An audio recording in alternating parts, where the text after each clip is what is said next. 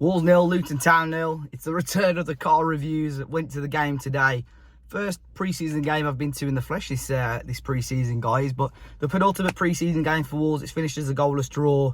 I've just put a tweet out about how there weren't many positives, but in hindsight there probably were. I had a lot of people jumping on my back for that one. But obviously the big one is that Wolves still haven't found the back of the net, which is what we do need to improve massively. I think Luton were there to be got at.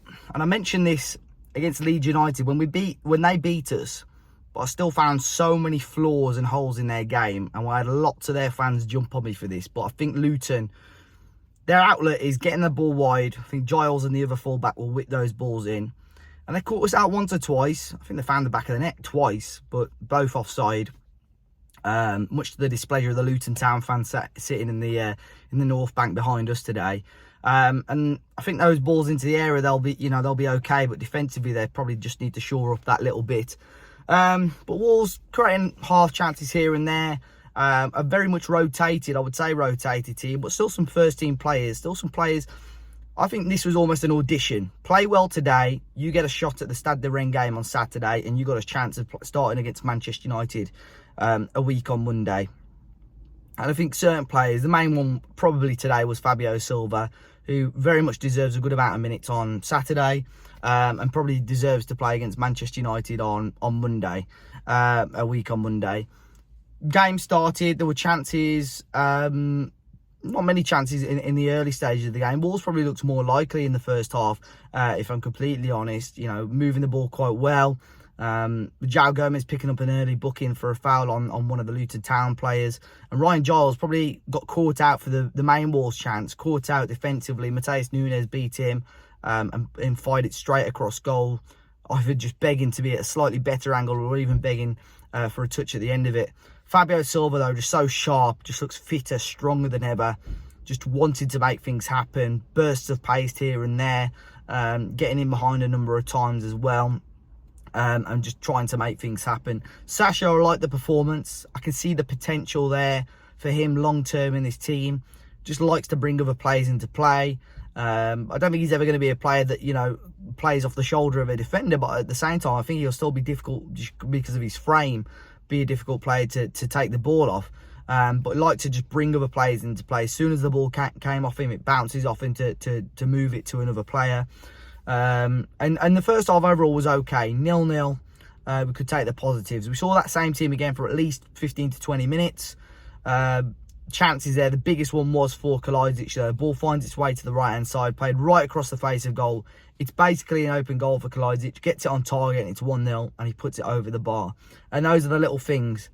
If Kalajdzic scores there, all of a sudden people think, hold on a second, can he put his name in the starting lineup for Saturday, or even back in intention for the United game? And obviously I know Lopetegui's mentioned that he's probably not quite fit enough just yet, but some really good minutes in the legs for him. I think sort of the couple of players that I'll pick out, Boubacar Traoré and Ryan Aït-Nouri, two players that I don't think people are begging for them to start, but obviously very much in contention and in conversation of people wondering why they don't get more minutes for Wolves. I think Aït-Nouri going forward very, very good. Got caught out once or twice defensively and a little bit sloppy at times as well. Boubacar, very much a presence in the midfield, but for me, just gave away way too many fouls. I know because it's a non-competitive game, he can get away with it, but I counted at least 7 or 8 fouls from Boubacar today, so that's something that he's definitely got to be very, very cautious with. At about the 65th to 70th minute, that's when we saw the wholesale change. We saw a number of players come on. Nathan Fraser, Matheus Cunha, Semedo then came on for Doherty, Neto came on, Sarabia, and not a lot. There wasn't enough going forward for that last 20 minutes or so. I say that actually, there were 1 or 2 half chances, ball coming in, Cunha testing the goalkeeper. I think Sarabia had a chance just in front of goal where he headed it down. I think if he headed it directly towards goal, it could have been a different result. And Sod's Law, the best attack of the game was counter-attack, 90th minute. As soon as that 90th minute hit, Wolves were on the break and the referee blew the full-time whistle. But, it's a good run out. I think the biggest indication to see how Wolves are going to start and line up is going to be that game on Saturday at Stade de Rennes.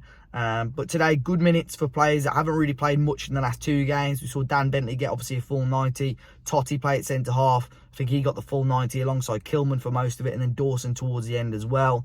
Bueno and Bueno coming on for 8, Nori. We saw obviously Semedo coming on for Doc. We saw Harvey Griffiths and Joe Hodge get minutes as well. So, you know, it's not all doom and gloom for Wolves at the moment. I know things behind the scenes still aren't positive. I wish I could post more and give you guys some more positive news, but it's been difficult to do that.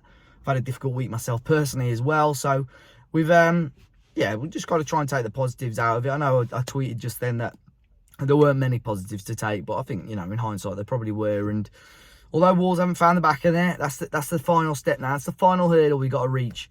I've just instead they're going to beat Forest 5-0 tonight, so it's going to be a tough game on Saturday. But can we get a goal? Can we, you know, fingers crossed we can do, and fingers crossed, you know, get a win on Saturday, take a bit of momentum into the Premier League season. But guys, if you were there today or managed to catch a stream, be sure to let me know your thoughts in the comment section down below. Be sure to hit the like button, subscribe to the channel, and I'll catch you all very, very soon.